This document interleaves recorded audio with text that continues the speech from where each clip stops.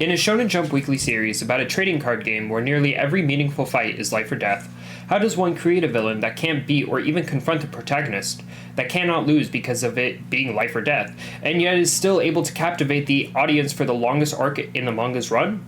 Welcome back to the Best of Villains series, where we talk about the best villains that anime and manga have to offer. Today, we're talking about the wielder of the third Egyptian god card, the winged dragon of Ra, Marik Ishtar. Marik is Yu-Gi-Oh's most sadistic villain, and I do not mean in just the original series, but across the entire media of spin-off shows and their subsequent manga. The amount of pain that Marik wanted to inflict out of joy of hurting the other is a lot more than you would expect from a show that is made to sell cardboard for children. The reason why he's so sadistic is because of it being based off of the manga, with Kazuki Takahashi writing the story. The manga started not as a story about the trading card game we all know and love, but instead of a bunch of different sadistic games that Yugi's other self, the Pharaoh, would play with people that deserved the punishment in the Pharaoh's eyes. Once the story got a lot of attraction off of a one-off game that he made up for Yugi to best Kaiba in, the manga shifted focus to the trading card game, and with it, forced Takahashi to find more innovative ways to fit in his fixture for horror. After Yugi and the gang conquer Duelist Kingdom, Kaiba is met by Ishizu Ishtar, who shows him a palette from the 18th century that depicts a legendary Egyptian battle between two people who look like both Yugi and Kaiba, with Dark Magician and Blue Eyes White Dragon, and three mysterious beasts known as the God Cards. These God Cards were then stolen by a group known as the Ghouls. Kaiba is then requested to go hunt down the Ghouls and the God Cards, and is given the only one not stolen at the time, known as Obelisk the Tormentor. Kaiba then starts a tournament to attract the ghouls, known as Battle City. The leader of the ghouls is Ishizu's brother, Marik.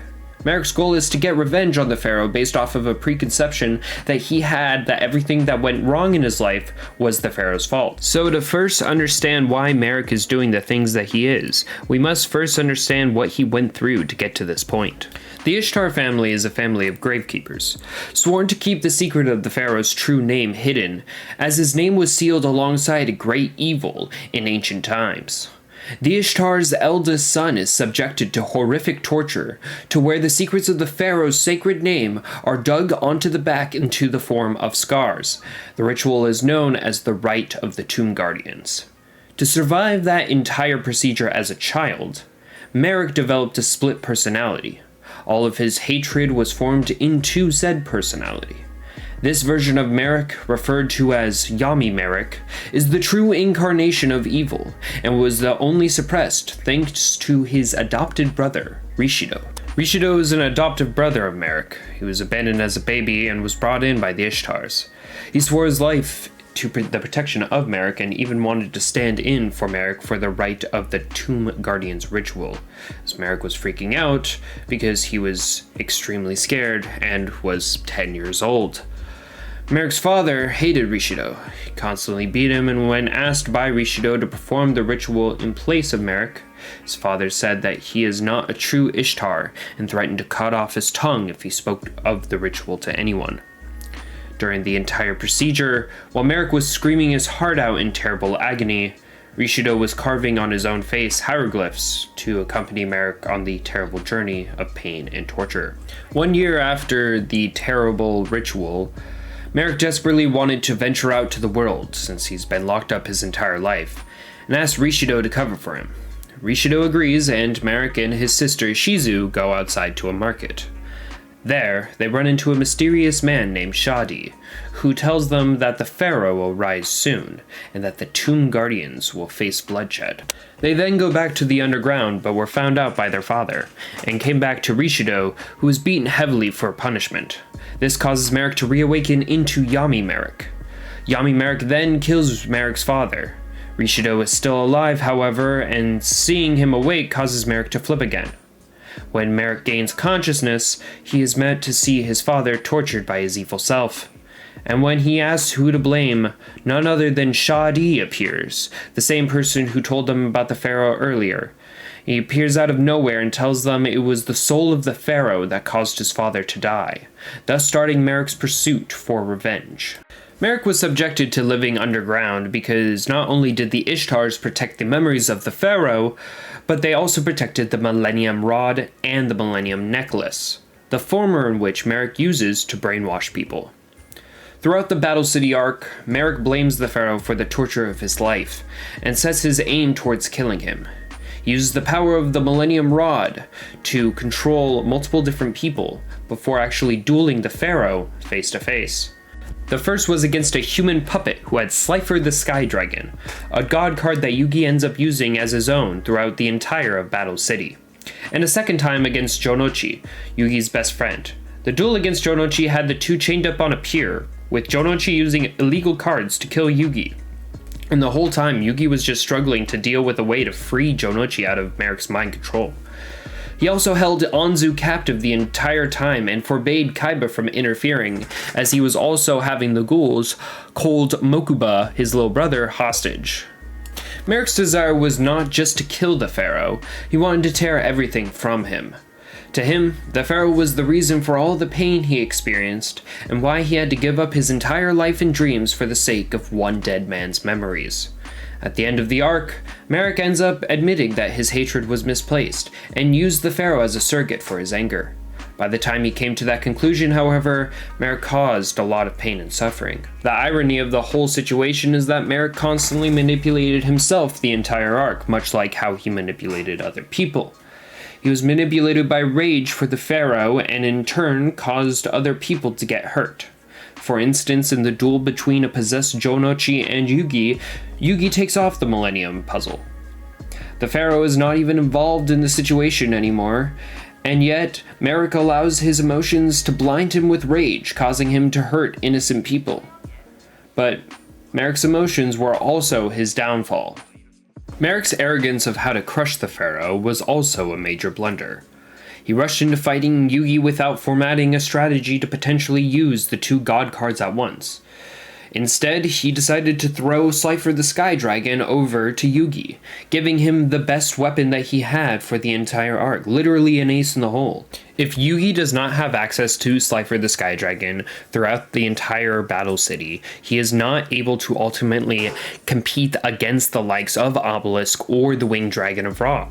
So if Marik built a deck surrounding the key components of both Slifer and Ra and used that as a way to crush Yugi, because we see Yugi use both Obelisk and Slifer in the same deck, it stands to reason that Marik could also build a deck that incorporates both the best qualities of Slifer and Ra. But instead of doing that, he decides to rush in with Slifer and hand Yugi the God card. Arguably a bigger screw-up, though, is how Marik directly threw the fight between Rishido and Jonochi in the preliminaries to Battle City.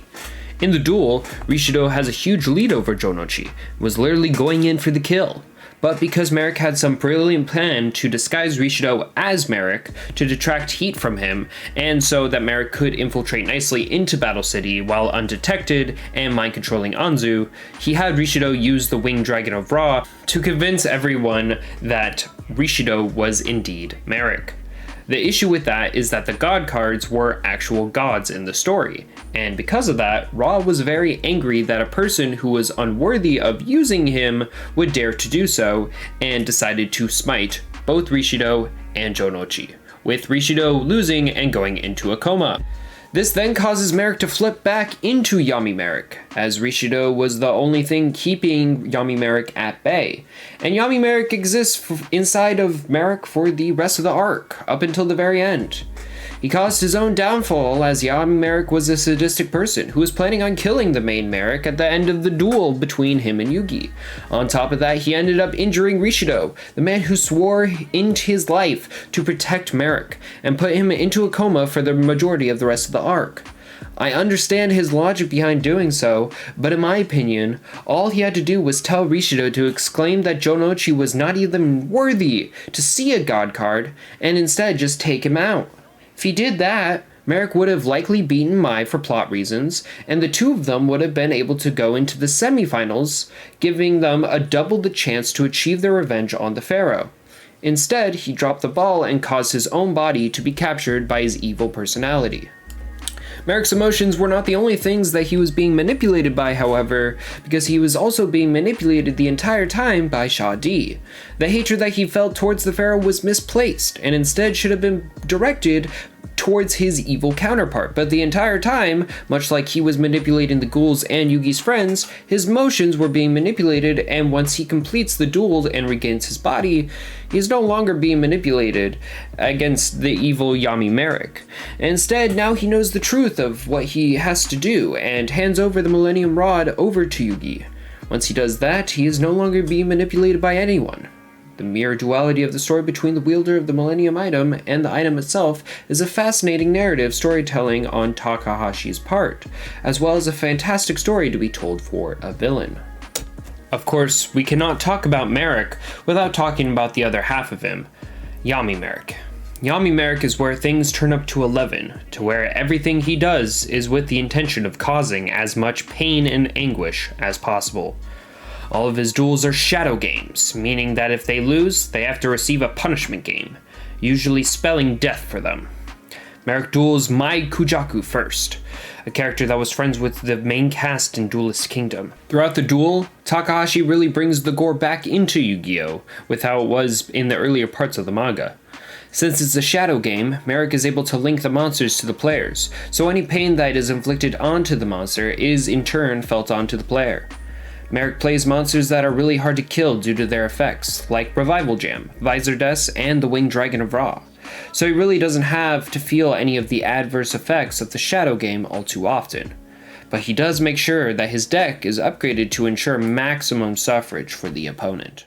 Yami Marik is really able to show his cruelty in his duel against Mai, where he first summons a monster known as Visor Des. Visor Des is able to equip itself onto one of Mai's monsters and crushes that monster's skull. And since Mai is linked to said monster, her skull also feels like it's being crushed. After that, Marik summons a monster known as Visor Shock, who then tortures Mai in an insane form of electrocution. Marik then defeats her with the Winged Dragon of Ra and traps her mind into a nightmare where she is trapped into an hourglass where she is slowly being eaten by brain insects over the course of 24 hours. It's not hard to understand why most people believe Marik to be the best villain in the series, because Marik demands your attention as a problem that you either want to avoid or put to a stop immediately. Any 1v1 duel against Marik ensured some form of consequences, and every duel that Marik participated in, aside from the duel between Jonochi and Yugi, resulted in some form of death or a coma for a character. After the preliminaries are over, Ishizu Ishtar tells everyone the truth and origin of Yami Marik. The other Marik, who, thanks to the power of the Millennium Rod, was inhabiting the body of Anzu, one of Yugi's friends, happens to hear for the first time the origins of Yami Marik and what happened to his father. He realizes the gravity of the situation and tries to do something about it.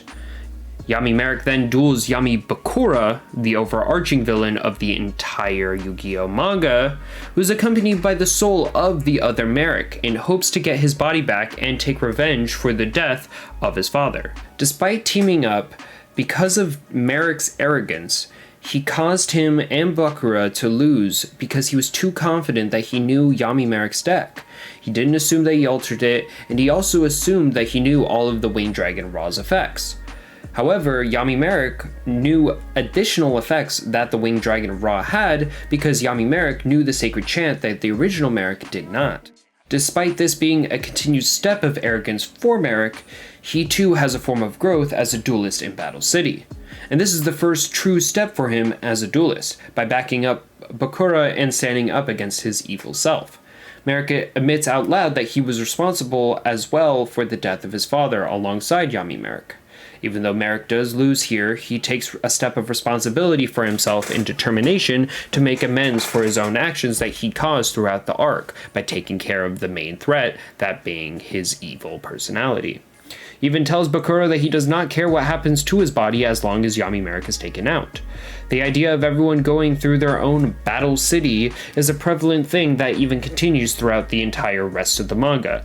That is the same for Marik. Everyone has their own journey of what it means to be a duelist. For Marik, it decides when he hears the truth of the death of his father to ensure that Yami Marik goes down no matter what, and even though he loses against his evil personality, he still sticks around throughout the story and continues to try to fight in his own way. After those two duel, Yugi and Yami Marik then duel in the finals. Throughout the duel of epic proportions, both players slinging around god cards in different combos like it's nothing, the other Marik takes his time to go and talk to a comatose Rishido. He goes on a really heartfelt speech about how he's really close to death and he knows that it's coming soon for him. He hopes that Rishido shouldn't need to be shackled to Marik anymore, and that he can be his own person.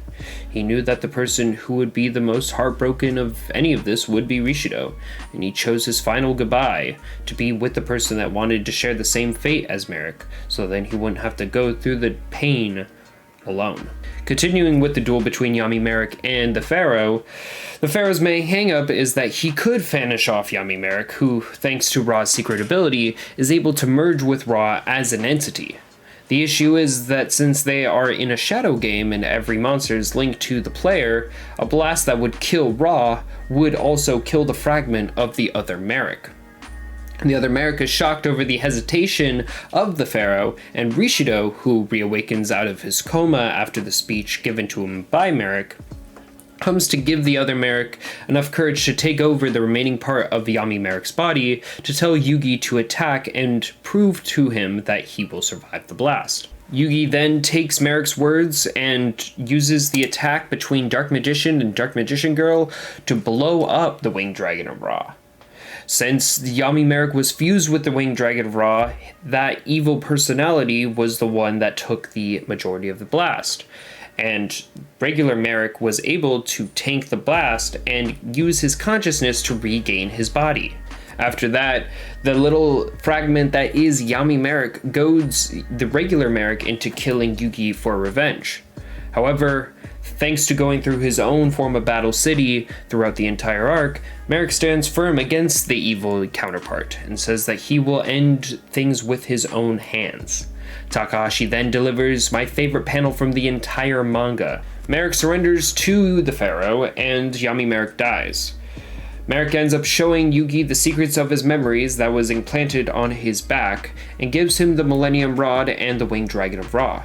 By ending things with his own hands, Marik ends up completing the cycle of hatred, as well as his own journey of self-discovery that is known as Battle City. Marik's role as an antagonist was to everyone throughout Battle City, including himself.